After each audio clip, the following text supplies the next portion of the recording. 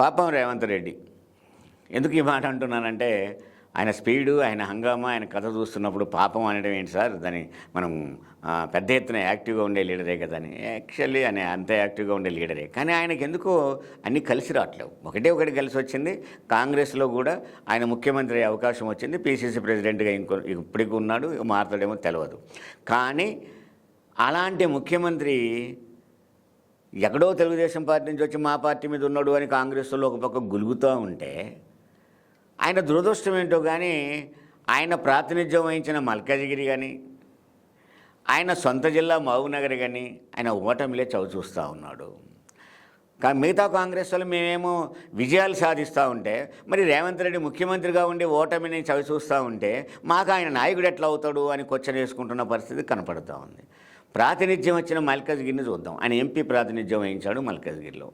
మల్కాజ్గిరిలో ఉన్న అన్ని అసెంబ్లీ సీట్లు మన అసెంబ్లీ ఎన్నికలలో బీఆర్ఎస్ గెలిచింది తప్ప టోటల్ సీట్లు ఓడిపోయిన పరిస్థితి మనకు కనపడింది. ఆయన ఎక్కడ గెలవలేదు. మిగతా ఎంపీలలో గెలిచిన చోట వాళ్ళందరూ ఎమ్మెల్యేలు గెలిపించుకున్నారు. మీరు మిగతా నాయకులు ఎవరిని చూసుకోండి. ఇప్పుడు కోటవర మన ఉత్తమ్ కుమార్ రెడ్డిని చూసుకున్నా, బట్టి విక్రమార్కని చూసుకున్నా, వీళ్ళందరూ కూడా వాళ్ళ పొంగులేటి శ్రీనివాసరెడ్డి అయినా, తుమ్మల నాగేశ్వరరావు అయినా వాళ్ళ ప్రాంతాలలో గెలిచారు. కానీ ఈయన కాడికి వచ్చేసరికి ఏమైంది, స్వయంగా ఈయన ప్రాతినిధ్యం వచ్చిన పార్లమెంట్లో ప్రతి అసెంబ్లీ ఓడిపోయారు. అయ్యో ఇదే జరిగింది కదా, మరి అక్కడేమన్నా సొంత జిల్లాలో ఏమన్నా ఊపు వస్తుందేమో, ఎందుకంటే సొంత జిల్లాలో ఆయన మాట్లాడాడు, నన్ను టచ్ చేస్తే, మా ప్రభుత్వాన్ని ఏమన్నా టచ్ చేస్తే పాలమూరు బిడ్డలు అగ్గి రవ్వలవుతారు అని ఏవేమో మాటలు మాట్లాడారు. అదే పాలమూరులో ఎమ్మెల్సీ ఎన్నికలు, స్థానిక సంస్థలు జరిగితే బీఆర్ఎస్ గెలిచింది. అంటే తన సొంత జిల్లాలో, తన అసెంబ్లీ కాన్స్టిట్యున్సీ కూడా ఉన్న జిల్లాలోనే ఇవాళ బీఆర్ఎస్ గెలిచింది ఎమ్మెల్సీ ఎన్నికల్లో. పోనీ ఎమ్మెల్సీ ఎన్నికల్లో బీఆర్ఎస్ గెలిచింది కదా, పార్లమెంట్ ఎన్నికల్లో అని గెలుతాడేమో అని చూద్దాం అనుకున్నాం. అదే మహబూబ్నగర్లో పార్లమెంట్ ఎన్నికల్లో కూడా బీజేపీ గెలిచింది. అంటే పార్లమెంట్ ఎన్నికల్లో సొంత జిల్లాలో ఓడిపోయాడు, ఎమ్మెల్సీ ఉప ఎన్నికల్లో సొంత జిల్లాలో ఓడిపోయాడు, తాను ప్రాతినిధ్యం వస్తున్న పార్లమెంటులో అసెంబ్లీ ఎన్నికలలో అన్ని అసెంబ్లీలు ఓడిపోయాడు. పోనీ 2024 ఇప్పుడేమైనా పార్లమెంట్ ఎన్నికల్లో గెలుతాడా అంటే మల్కాజ్గిరికి బీజేపీ గెలిచింది.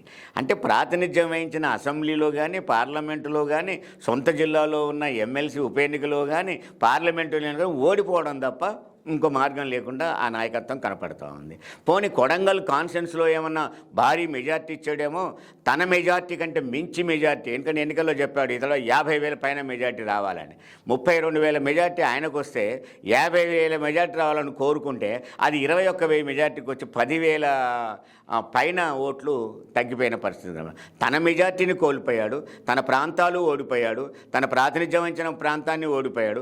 ఓటమినే మార్గంగా ఎన్నుకొని పోతున్న రేవంత్ రెడ్డి యొక్క నాయకత్వాన్ని, సమర్థ నాయకత్వాన్ని కాంగ్రెస్ ఇంకెంతకాలం భరిస్తుంది, ఎంతకాలం అనుకుంటుంది, ఇంకా అంతర్మదనంతో ఎప్పుడు బయటపడుతుంది అనే విషయాన్ని మనం ముందు చూడాల్సి ఉంటుంది.